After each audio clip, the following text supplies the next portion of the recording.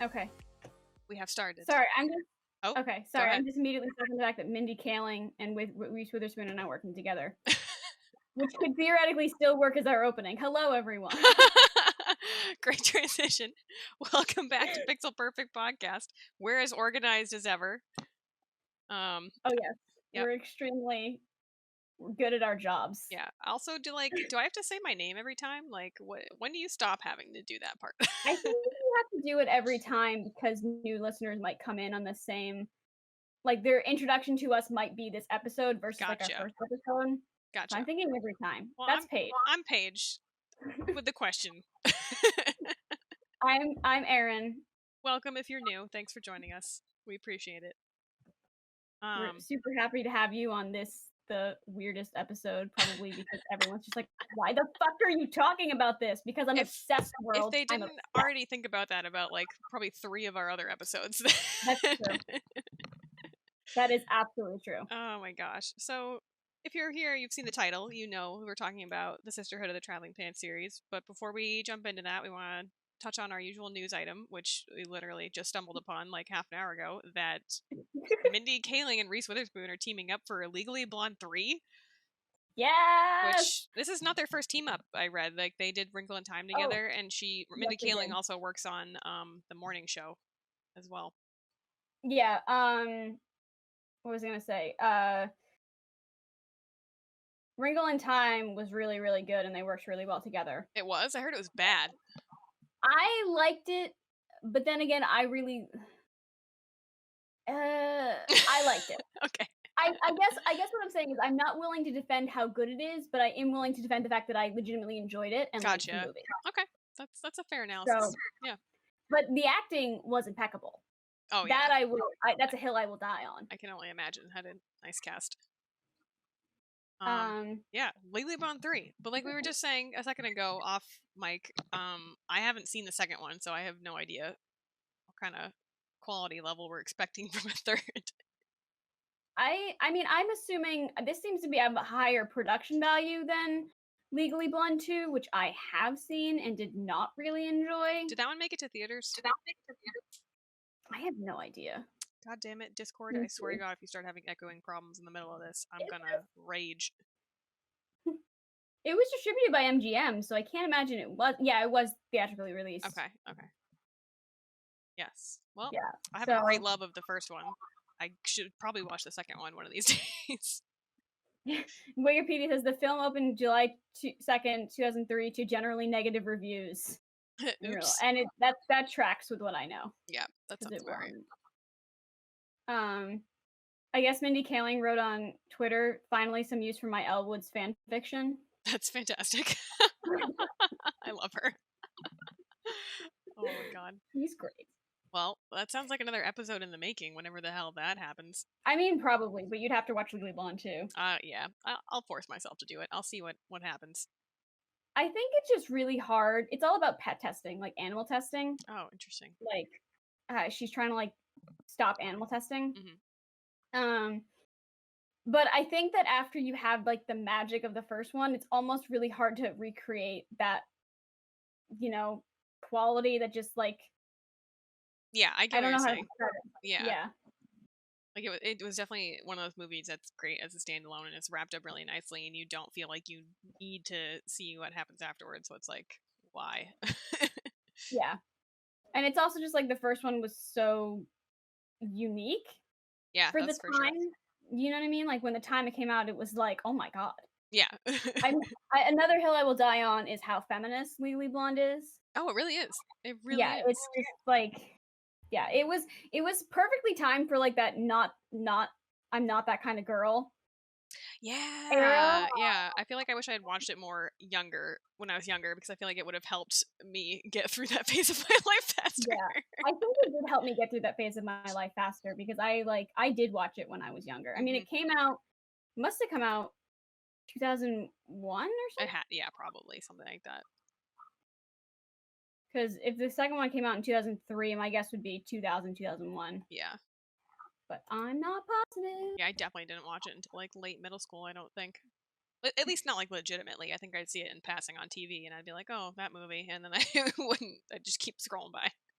Yeah, League of One was 2001. Look at me. Look at me go. Good guessing. Good guessing. Thank you. This Thank you is very much. actually, it's kind of great that we're talking about this as our news item because it's like weirdly poignant to the time period of books we're about to talk about. Like they're all Yes. from like that same era. Yes. So, So, Scissors of the Traveling Pants started in 2001, and then it was 2003, 2005, 2007, and then 2011. Yes. And So, I read the first one ages ago and then reread it and the next three for the first time all in the past week and a half. I have read The Sister of the Traveling Pants about 30 times, except for the newest one, which I discovered way after it came out, and Yeah. I've only read it once. I was gonna say I But didn't even know it existed until we decided to do this episode. yeah, it's not very. It's really was more for the hardcore fans of the series. That makes sense. Like kind of the You people know who what I had grown mean? up with it and who like might be at that period in their life also by the time they were Yeah, reading it. and it very much kind of like differently than the old books did not do a lot of work to make you feel like you couldn't have come in without knowing what the history of stuff because Gotcha, yeah. it wouldn't have the same impact without the history, Yeah. and it does makes less of an effort to do that for you Yeah. than Okay. the Interesting. original four do. Well, So yeah, we're doing Sister of the Traveling Pants, which you've almost definitely heard of, even if you haven't heard of it, where have you been? Like where have you been? Who right. are you? Are you, or you might be maybe you're 16, maybe that's why you don't know, but like that's your only excuse. But like even then, the movie just came on Netflix, so it's like Oh, true. more even probably a new generation's being introduced to it again. Yes. What was I gonna say? I don't know why I'm singing today. I like it. It's like a new segment. Erin singing. Oh no, what was I gonna say? It was something about the fact that so a lot of times when people see your sister dropping pants, though, they don't know anything about it. They just know that it's a movie that you can make a book that you can make fun of because it's basically like there's references on Family Guy, there's references on Easy A, basically about how what an over emotional and kind of ridiculous book it is. Oh my gosh, that's so unfortunate. I fell in love with them. I wholeheartedly love them. I'm so into them. Like I'm like, why didn't I read these sooner? One. And then but also at the same time I'm like, I don't know if I would have loved them as much as if I had read them in earlier phases of my life. Like I don't think my heart would have been as open to them. So I feel like they definitely like I feel like it was the right time for me to pick them up. Do you think that's internalized misogyny, or you just think that like your personalities weren't meshing until now?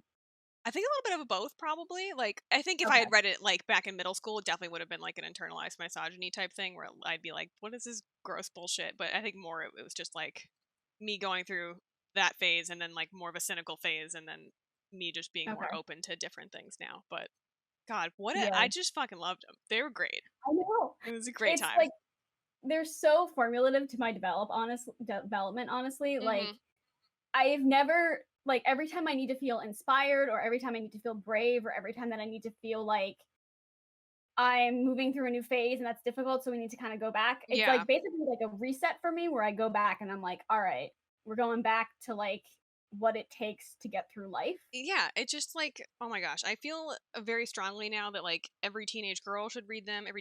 I don't care who you are, you should read them because everyone. I just they're so good. And then I went onto Goodreads to like put in like my reviews like I usually like to do, and I feel like they were criminally underrated. Like all of the books had under 4-star ratings, and like I know were being so hated on in certain reviews, and I'm like, what is wrong with you people? Why are you so rude? I firmly believe some of it is internalized misogyny and this idea that we can't acknowledge that emotional things are good. Yeah. Like the idea that if you're openly emotional and openly like, you know what I mean, like if you're like a really open person, I feel like we don't really kind of not support, but like value that in our society. Yeah, like we have a very much like pull yourself up by your bootstraps and trudge through it kind of mentality rampant around here. Yeah, you do. And the idea that if you're being too emotional and there's something wrong with you, you need to like calm down. Yeah. Yeah, absolutely. So, Sister of the Traveling Pants is all about like letting your emotions out and dealing with them actively. And not just that, but dealing with the consequences of when you react upon your emotions incorrectly. and like having to see what the havoc you've wreaked when you lash out or Yeah. something like that. And it's interesting because the book isn't like the book never really condemns Carmen, but like the book doesn't. But like it's very clear that Carmen condemns Carmen and Yeah, is like, yeah. I have to fix it. And there is like this idea of like, all right, you have to fix this now. It's understandable because you're 16, you're emotional, and these are a lot of changes being put on you. But at the same time, you have to not act like a fucking asshole. Yeah, absolutely. Like it doesn't do any hand holding, but at the same time, it's very like clear about what you're supposed to kind of be getting out of the books. I feel like, and I like when you said like we were talking about how good of a writer Ann Brashares is, and I was just like, okay, this will be interesting. I was not expecting to be so in love with her writing style. Like, wow. I'm Wow. like silently Why is screaming. everyone sleeping on this woman? Like, come on, man. No, her writing. You should read The Last Summer of You and Me because the writing's even better. It's just like it's so well done. Yeah. And you can watch her grow as you read these books too, because I would say the first one's not my favorite, even though that's like usually not the case for a series. Usually everyone's like, oh, the first one's the best, and then it goes downhill from here. But I feel like she really hit her stride like end of book 2, beginning of book 3 in terms of like what her formula was and just like the way she wrote things. Because like she's just got this uncanny ability of being so simplistic and straightforward while also being like melodic, and I don't know, just her descriptions are just so great. Yeah. She's really good. And I think too that she allowed the book's content and writing style to grow with the books. So I almost wonder if the first one was more like we're writing distinctly to younger adults here, and as they got older, her writing style got older. Yeah, I could definitely And see that. sense.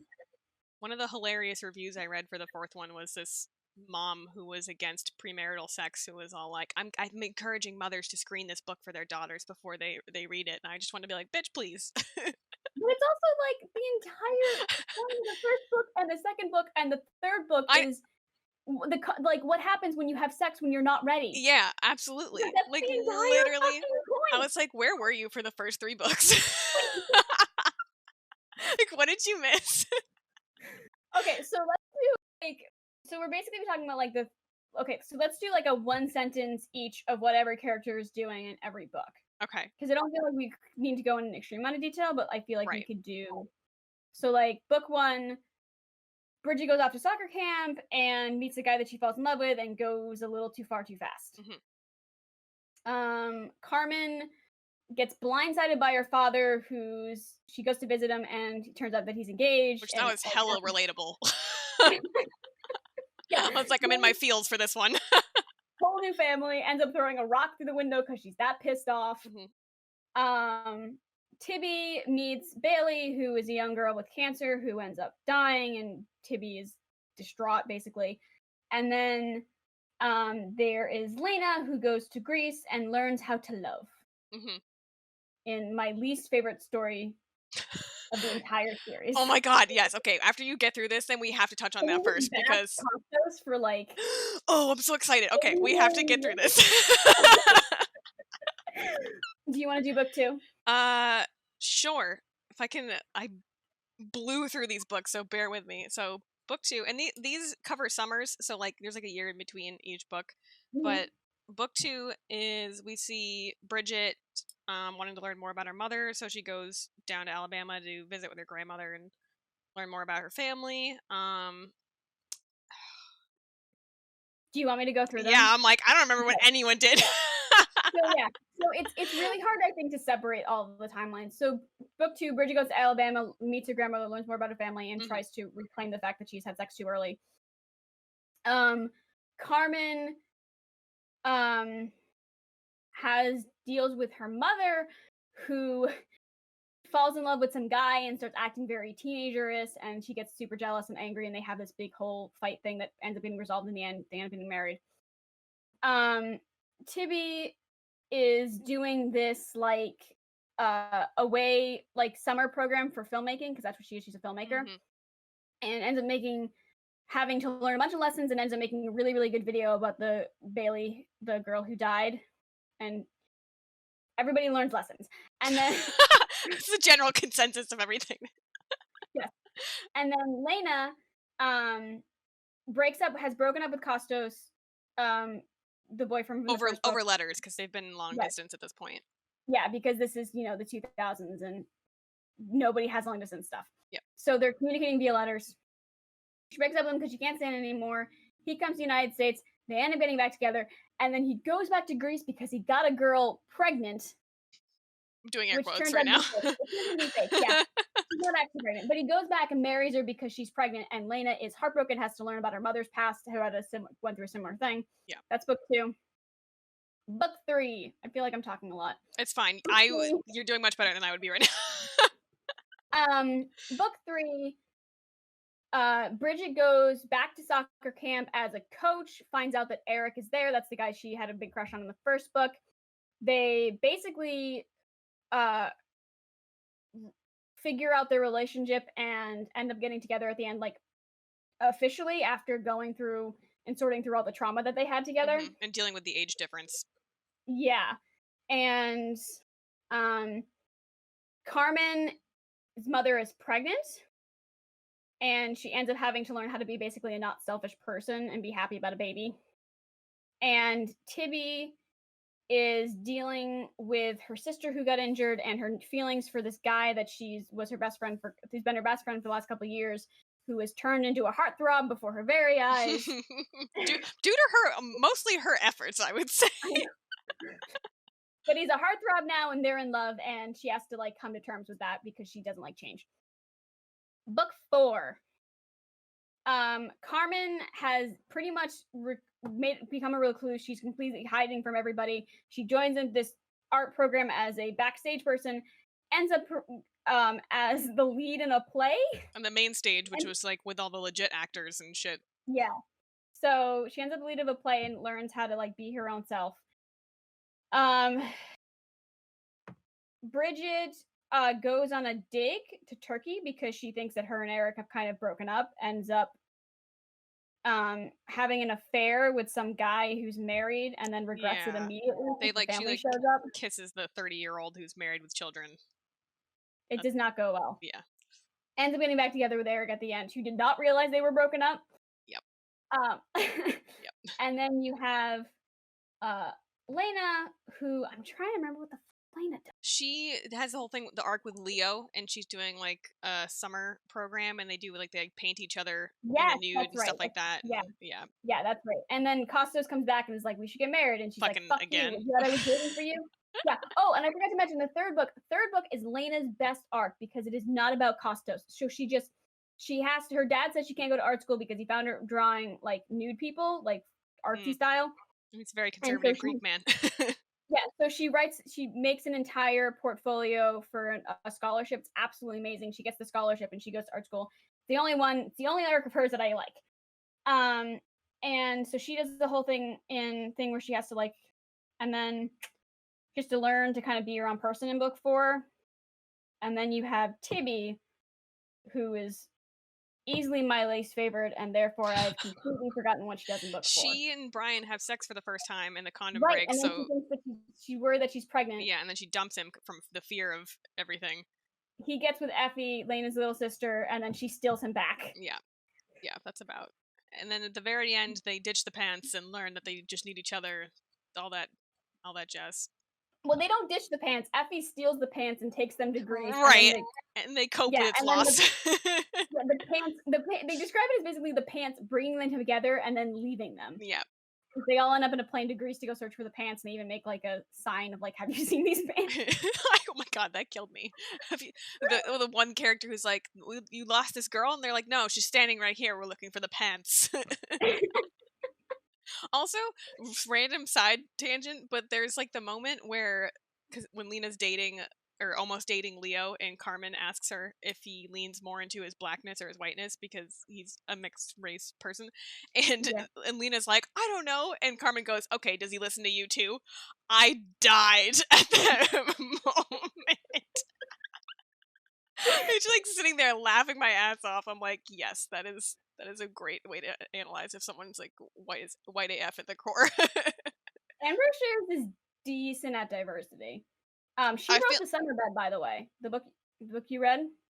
Oh wow, okay, interesting. Yeah, that was her. don't know why I The didn't most realize that. annoying cover known to man, Yes, that's true. in my Yeah. opinion, because the main protagonist, the girl, is Indian, and it comes up that she's Indian a lot because it's very much embedded in the story. Hmm. And then the cover is two white people, Yeah, it's and really it's kind of frustrating. okay. You're like, who approved this? Excuse me. So Yeah. do you want to just like go over the fifth book when we actually get to the fifth book? Because I feel like we have so much to go through. I mean, yeah. I really want to talk about the Lena Costos thing because fuck It's the worst. Costos. Oh my god. It's the worst. Literally, I hate him so much. And actually, when you were saying the third book being like the best part of her arc, I agreed with that. But I did enjoy her in the fourth book as well because I felt like she kind of learned more about herself in kind of had like a almost like a sexual awakening a little bit, and she Yeah, was she like very does. confident in it. And she when Costos comes back and she's like, no, I'm mad at you, I'm realizing I'm mad at you because you made dumb decisions, you can't just like sweep back into my life and expect everything to be okay. And I was like, yeah, No, you go girl. So it's like why yeah. Sorry, go I ahead. was gonna say that's why it pisses me off that knowing that the fifth book revisits that relationship. Yeah, it's a little bit better. I mean, I just hate Costos. I think he's the fucking worst. But Hmm. um and the weird part is I think we're supposed to really like him. I think he's supposed to be like an emblem of really good manhood. I think so too. Like I think it just I don't know. Maybe it was like the times, the early 2000s, like us letting him get away with certain things. But I'm like, no, fuck this guy. Yeah. I think my biggest issue is that see like Bridget's arc is very, very embedded in Eric and Hmm. how that works. But it's also so much about learning to be more careful and working hard. And you know what I mean? Like it's Hmm. more about becoming her best self, Yeah, like a absolutely. more mature version of herself, while still keeping all of her like restlessness and good qualities. Right. Yeah. You know what I mean? Um, and there's a lot of Eric, and it's the same thing with Tibby, where there's a lot of Brian, but that has a lot to do with her coming to terms with things changing in adulthood and how you can't just stay in the past. Yep. And Lena is like just Costos. It's yeah. It's just this all-consuming, annoying thing, and like we went through our own. I feel like our own types of boyfriends like that. So that's probably why we're like particularly frustrated because we're like, bitch, no, it's not worth it. Yeah. In the fifth book, it reads a little better, I think, just because a lot of time has passed and they're now coming toward each other as full grown adults with their own thoughts and feelings.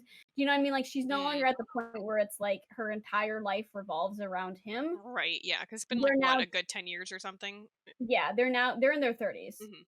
So they're now choosing to come together as adults and saying like, all right, well, all right, they're on the cusp of 30, excuse me. Um and so it's a little bit better and they kind of reconnect through more concrete things like they're Okay. talking about letters and they're writing letters to each other and they're being more open with each other and it has more of a foundational relationship feel than the other books which is Hmm. just feels a lot more like not insta love exactly because it takes a while to get them there but like a very almost more attraction than Yeah, actual love right. It's very like whirlwind romance type thing and not like a getting to know you type thing.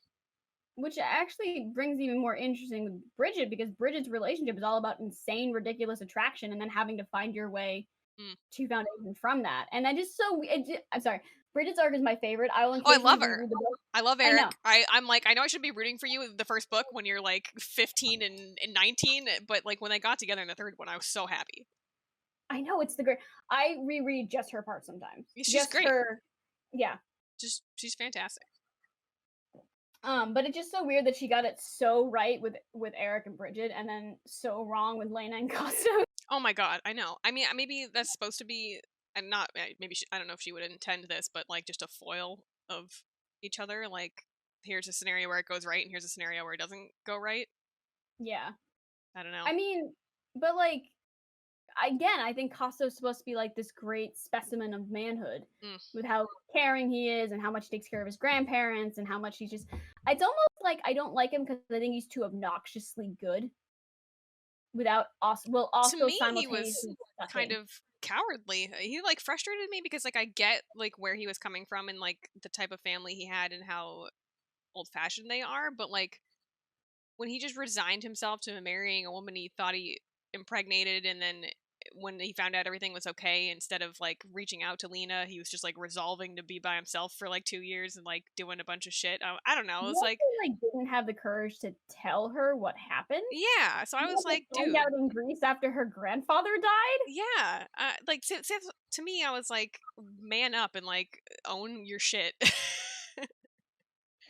Like if I he think really loved her so much, I feel like he would have fought a little harder for them. yeah, I mean, I just feel like there's a level of entitlement to him, especially in the 4th book when he shows up and has a Yeah, ring, freaking and Lindley. he's just like, "What do you think we were gonna do? You were gonna show up and we were just gonna fall back to where we were?" Hmm.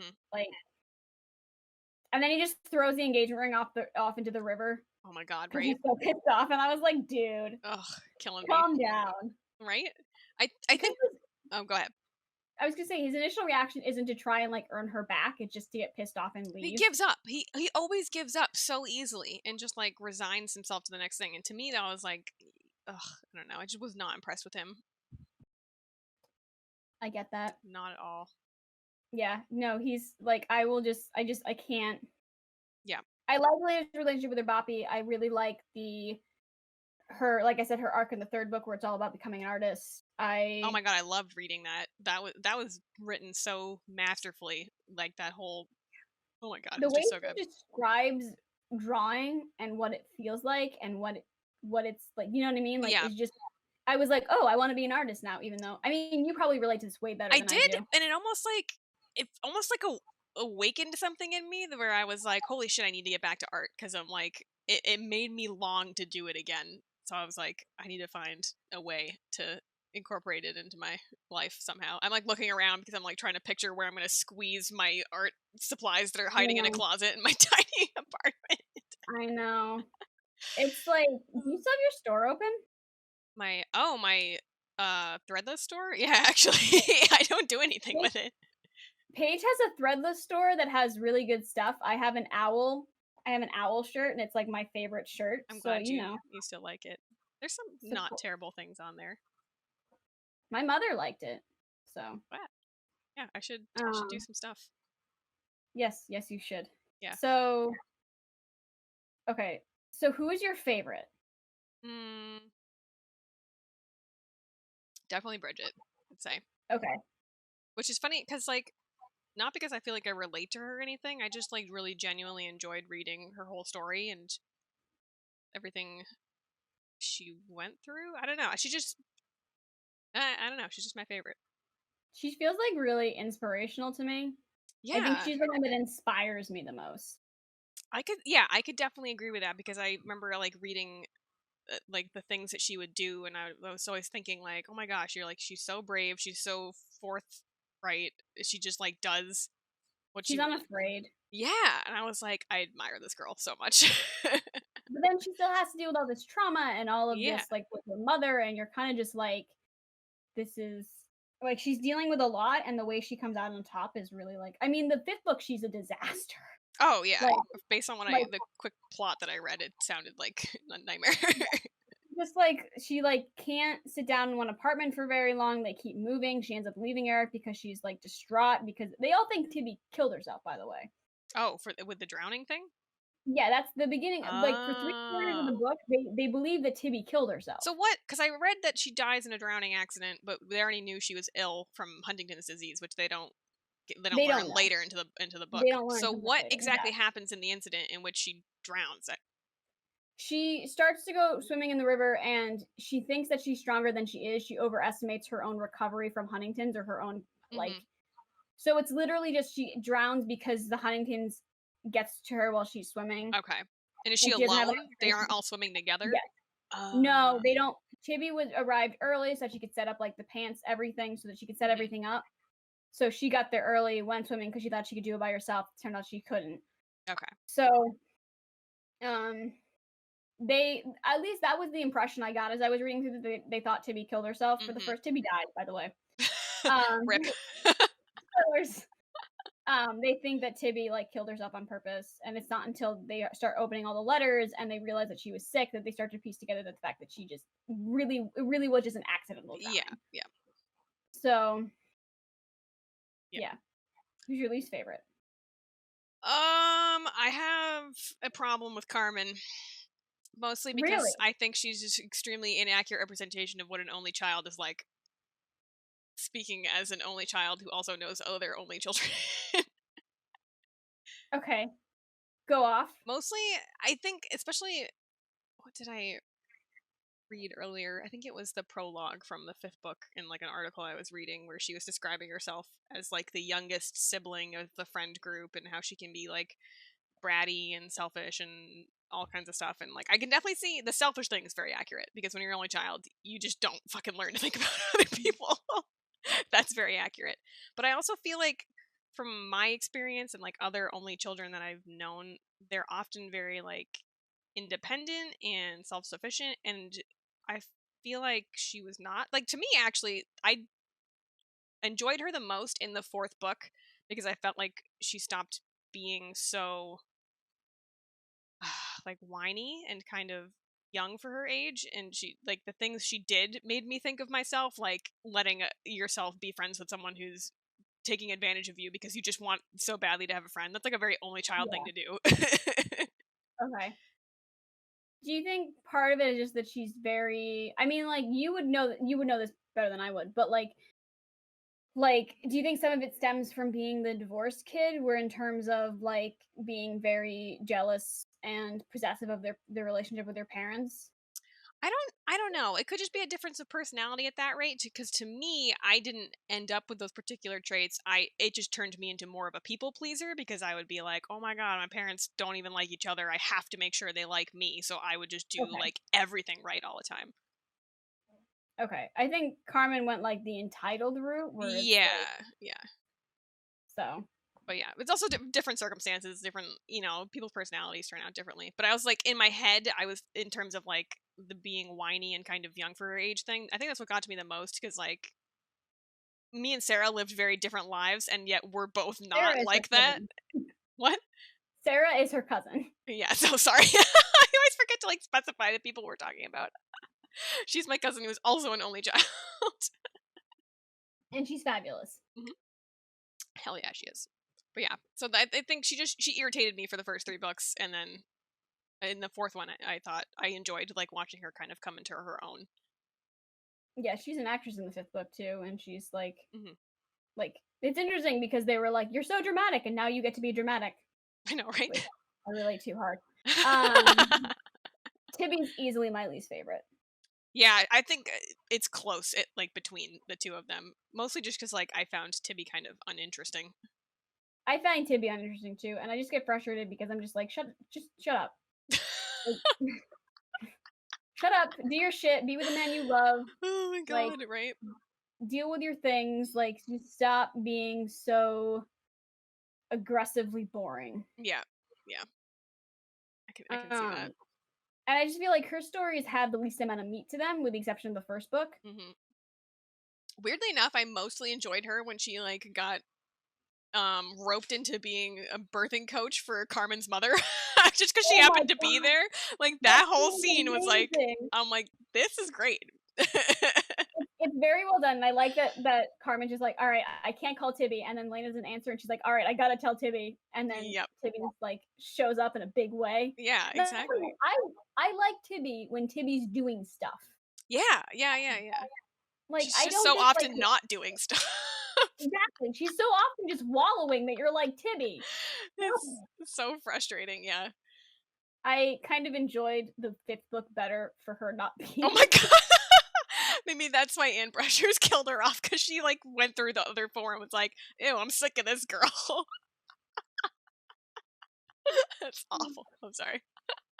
I also really love Win, and I was so sad Oh that my Carmen god, dated him. fucking Carmen pissed me off so much when she was just like, "Yeah, I dated him a couple times and then tossed him to the side," and I was like, "What?" Well, it's like there's like a level of like not feeling like she deserves people in there that I Hmm. relate to. The understanding that this idea that like you don't deserve to be around someone you consider more amazing than you because your self Yeah, esteem is falling so low, yeah, I get that. versus like an actual tossing aside of like I don't want you anymore. Yeah. But like Win is fucking Oh amazing, my and the fact god. that he wasn't in the 5th book ruined my life. Oh, it was so depressing. I was like, what a great relationship you guys were working up to. Also, I'm kind of sad nothing ever happened between Paul and Lena. I wanted to see that play out more. I remember reading it for the first time and being so ready. Just be like, yes, dumb Costos, Paul. Yeah. Because Paul is so good, and he seems like he would really like suit her better than Costos. Yeah, I think so. And I didn't particularly like Leo. Like, I feel like he was fine for his purpose in the 4th book, but to me, they didn't like. No, they weren't I like. agree. Yeah. But I think it's because he had the purpose of like the sexual awakening and the being and like a I'm not waiting around for you anymore thing without actually being like a I'm distracted by Jesus Christ. My cat's yelling, I'm belching, I'm so sorry. I'm just disgusted everyone is listening. Oh my god. What the heck? I thought I had another thought. It's just so weird to read these books too and see that like technology is so far behind. My god, they were so nostalgic. I think that was part of why I enjoyed them so much, was like the scene where I think the grandmother's IMing with her friends back in Greece, and the modem's on? And one of them's on the phone and was like, "What's happening?" And she's like, "I think someone's using the internet." I'm like, teenagers nowadays would have no idea what that means. So crazy. I live for it. It was great. It was really. It made me kind of wistful for those days a little bit, when there was a little bit less technology, and like when you definitely go hunt down your friend to tell them something. But then at the same time, I'm like, man, if my friendships existed at that era of technology, I would be so lazy. I mean, you know what I miss is letters. Yeah, I think that would be cool. We've written letters at points. I have this letter from Paige that I found the other day that was just her telling me how cool I was. Oh yeah, we have no idea the context. I don't remember writing it. I don't remember receiving it. I got it when I was at college. I don't remember what was going on, but like I just kind of miss the idea that like you could mail somebody a letter and it would make sense. Yeah. Yeah, it's weird now. I've been thinking about sending you guys letters, but at the same time, I'm like, I don't want to mail you germs. Does it stay on paper? It's just more like the people who are handling the mail that I was thinking of. Yeah, but does it actually catch, quote unquote, the germs? I have no idea. I read something about... Because obviously I'm still getting mail. We're all still getting mail. That's true. Fortunately, most of mine is junk mail. Yeah, I don't know you, but I have to empty my mailbox still, so it's like... Oh yeah, definitely. We have so much junk in there. So it's like already it's there. That's true. So mail me a letter, Paige. Well, maybe you'll see something in your mailbox, and then 5 years from now, I'll be equally confused about what the contents of it are. Oh my god. Damn. So did you have another thought? Because I feel like I interrupted a thought. I was thinking I had a thought, and I was trying to look at my notes and see if I did, but I already touched on my things, which was me thinking it was weird how they weren't that greatly rated on Goodreads, and everyone should shut up. And then my 2 issues with Costos and Carmen. I also wrote down the films, 2005 and 2008, and then in parentheses, sequel blurs timelines. I don't know if we wanted to talk on that. I know technically this is a book episode, but... Yeah, the first book remains decently close to the actual books. The second one just combines the stuff. Like the second one has like Bridget's Trip to Turkey, which is from the 4th book. Right, that's insanely confusing. And then it has I don't really remember what's in the second movie, but I know that it's not. I read the synopsis and I was so confused, and I was like, how can anyone watch this movie and keep up with what's going on when there's like events from 3 different books happening in tandem? Yeah, and I think that it doesn't quite work either because these books are very tied to their ages. Absolutely, yeah. You know what I mean? Like in terms of when things are happening. Yeah, I can agree with that. Which I find it interesting that some of the criticisms I saw on Goodreads were that they didn't like that the books seemed to age up with its audience. But I was like, I've seen Harry Potter praised for that same notion. So like, what's the problem here? I think maybe it's because they age up from an older audience. Do you know what I mean? Like Harry Potter, you're probably best starting it when you're about 6 and ending it when you're about 18. Yeah. Which is what I did. Yeah. Sister of the Traveling Pans, you're better off starting it when you're 16 and ending it in your 20s. Yeah. So I think it's a much more aged up series. I guess that makes sense. but that's my only thing. Okay, so Carmen's in the actor workshop, which is from the 4th book as well. Yep. And then it has Tibby's 3rd story and Lena's 2nd story. Oh my gosh, that's confusing. And his 4th story. Good God. Yeah, this is stupid. This is why I've never watched it. I think I watched the first movie like ages ago, and I was like, I don't care about this. Yeah, I mean, it's. I think you have to accept them for what they are. Yeah. And not really see them as a great adaptation of like the books themselves, Yeah. but the acting, not the acting, The casting? Yes. Yeah. The casting was pretty fucking perfect. I feel like it was good, except for Lena. That was the only one I didn't agree with. I like Alexis Bledel for Lena. Really? Yeah. Mm. I guess more accurately, I can't think of someone who's mainstream that would do better. Oh yeah, especially in that time period too, because wasn't Gilmore Girls still going strong? Yes, it would have been. Blake Lively, I will watch literally anything she's in. Oh my god, I love her. She's the best. I just adore her. I adore her life with Ryan Reynolds, like everything about them, you know. Oh, they're the greatest couple. It's fantastic. Okay. But yeah. I was really interested in like who your favorites were and who you didn't like. Would you? Let me see. I'm trying to think of like questions I can ask you because I'm really. I had a thought of a question to ask us both, and I can't remember what for the life of me what it was. Does it have to do with the 5th book? Oh yeah, I guess we might have kind of touched on it though, because I was gonna say like you mentioned how the writing was kind of different, and I was gonna ask like, was it weird reading these 4 books that are so clearly a YA audience, and then was this 5th book considered an adult book, or was it still like roped? It's not okay, so it's not like YA.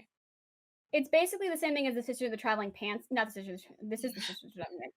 It's the same thing the Princess Diaries did, where the Princess Diaries like clearly ages up until now they're in like their late 20s and they're getting married. It's a similar deal with the tone changes and the style changes as it goes between YA and adult. Okay, was that jarring to read? It was less jarring for Princess Diaries because the thing was more gradual. It was fairly. I wouldn't call it jarring. It was more just like, all right, we're adjusting. This is different than what I was. Okay. This is more like I'd already read The Last Summer of You and Me, which has a very similar kind of adult style, so it wasn't quite maybe as jarring as it would have been if I hadn't read other things by her that were similar. Right. I'm not a fan of for those of you who are like, oh, I want to get into Ann Brashares. I'm not a huge fan of the Here and Now. Oh, I was going to ask you about that because it was more of like a science fiction-y type novel, and I was like, should I try it? I'm not sure. I didn't see very good reviews. I would try it, but I'm not sure. I don't like the relationship in it, and for me, what Ann Brashares' strength is her relationships. Yeah, that was kind of what I saw. I had trouble sticking around. Yeah.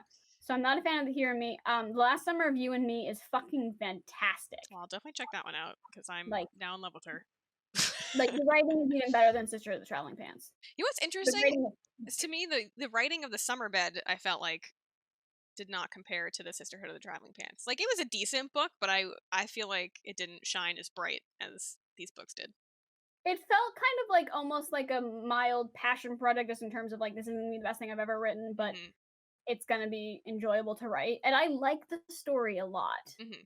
So I wouldn't necessarily put the writing on par, but I feel like I like the story a lot of Summer Bed. Yeah, it was pretty decent. Enough to have read it and then buy it. Yeah. Yeah.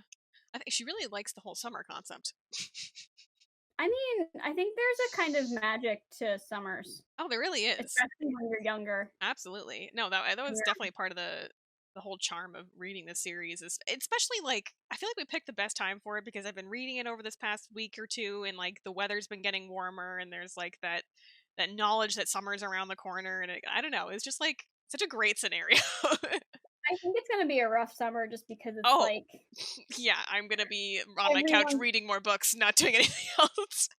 Like everyone is gonna have a rough summer, I think, just because you can't really do summer. No, absolutely not. So yeah. So you know what you should do during the summer? Pick up a podcast to listen to. We have multiple. What episode are we on now? 12? I think 13. Is this number 13? I think so. Let me check. I'm checking. Yes, this is number 13.